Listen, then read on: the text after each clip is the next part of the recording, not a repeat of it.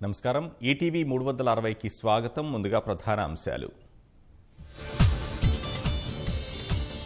భూ యజమానికి సంపూర్ణ హక్కులు కల్పిస్తాం. జూన్ తర్వాత పకడ్బందీ చట్టం తీసుకువస్తామన్న కేసీఆర్. దేశాన్ని విడదీసేలా ప్రధాని వ్యాఖ్యలున్నాయని సీఎం ఆరోపణ. కులమతాల జాడ్యం పోతేనే ప్రగతి సాధ్యమని స్పష్టీకరణ.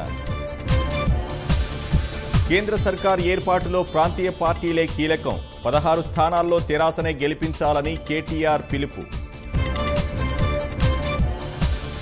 రాష్ట్రంలో నియంతృత్వ పాలన సాగుతోందని కాంగ్రెస్ ఆరోపణ. డబ్బులిచ్చి నేతలను కొంటున్నారని తెరాసపై విమర్శ. సార్వత్రిక ప్రచారానికి మరో 2 రోజులే గడువు. ఓట్ల సమరంలో సర్వశక్తులు ఒడ్డుతున్న అభ్యర్థులు. ఇందూరులో ఉదయం 8 నుంచి సాయంత్రం 6 గంటల వరకు పోలింగ్. రైతుల అనుమానాలు నివృత్తి చేశామన్న రజత్ కుమార్. వీవీప్యాట్ స్లిప్ల లెక్కింపు సమయం పెద్ద విషయం కాదు. సుప్రీంకోర్టుకు వెల్లడించిన 21 విపక్ష పార్టీల నేతలు. మధ్యప్రదేశ్లో ఆదాయ పన్ను శాఖ విస్తృత సోదాలు.